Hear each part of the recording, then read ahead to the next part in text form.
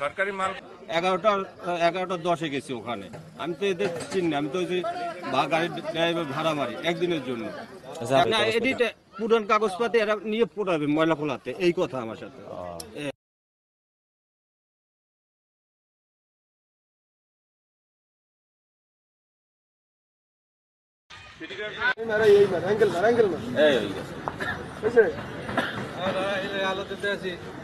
মামা তুমি তো পিছন গালোটা ধরো মারো।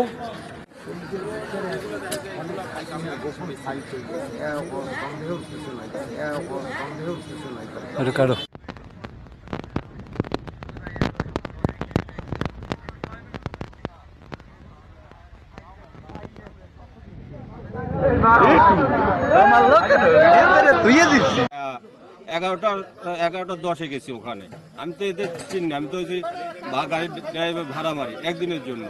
পুরান কাগজপাতি এরা নিয়ে পোড়াবে ময়লা ফোলাতে, এই কথা আমার সাথে। যে আমার জায়গা আছে ওখানে নিয়ে পোড়াবো। এই ঘটনা আছে কি যে আপনার আমাদের যে নথিপত্রের কোনো হিসাব মানে প্রতিবেলা নির্দেশনার মধ্যেই নথিপত্রের একটা হিসাব ছাড়া কোনোদিন কোনো জিনিস করানো যায় না। এটা সকল হিসাব আমাদের যে বিগত 20 বছরের সকল হিসাব প্রোগ্রেস রিপোর্ট সব আমাদের অফিসে আছে। এবং গুরুত্বপূর্ণ যে জিনিসটা যেটা এমবি বইগুলা সব অফিসে আমরা বাইরে রাখতে দিচ্ছি। এইগুলো হচ্ছে যখন অফলাইনে যখন টেন্ডার করছে, অফলাইন টেন্ডারের যত ফটোকপি যেগুলো এই জিনিসগুলো এগুলো দিয়ে একটা টোটাল স্পেস আমাদের রিলে রাখছে। আমরা সেগুলো বাছাই করে আমি আজকে প্রায় 7-8 দিনেও বাছাই করছি।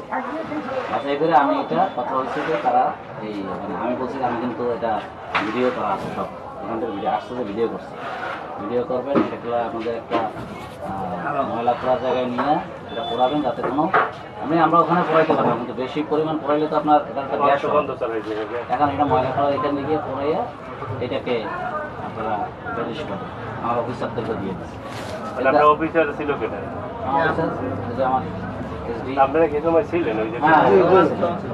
আমার পরে এখন আমার এই মিস্ত্রিরা এটা কীভাবে পাইলো আমি এটা বুঝলাম না যে এই জিনিসটা আমি আগের থেকেই বুঝতেছি তারা এটা পোড়াইতে দেবে না, মানে এই জিনিসটাই মানে এত বড় জিনিস বিক্রি করলে তার একটা সুবিধা হয়, যেটা আমি এখন বুঝলাম। বিক্রি করার তো কোনো নিয়ম নেই বিক্রি করার, যার ফলে আমি এটাকে ধরা হবে যেটা নিয়ম হলো বিনষ্ট করার সিস্টেম হচ্ছে আমার প্রোগ্রেস রিপোর্ট আমার অফিসে থাকবে, বিনষ্ট হবে, যেগুলো অডিট হয়ে গেছে এগুলো।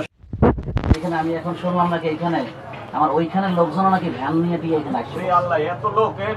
কারণ ঘটনাটা বুঝছেন আমি আজকে দেবো রেস্ট, আমার এখন কি পরিমাণ রাগ হয়েছে।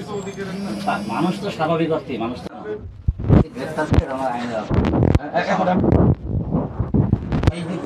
এই যে মালটা আসবে এটা নদীর বেড়ে নিয়ে পড়বে, এটা বেলা 11টার সালে আমরা সেই মালটা আইসে আসরের পরে আইসে নদীর বেড়ে আর যায় না, কোথায় দিকে আছে ওই তো আমি তো বললাম কি এটা নদীর বেড়ে নিয়ে পড়বে, এরকম একটা আবাস হয়ে গেছে। এটা আমরা সকালবেলায় টের পাইছি। ওই তো আমি ঠিক আছে তো এটা আমরা সকালে সকালবেলা টের পাই কিভাবে দেখেন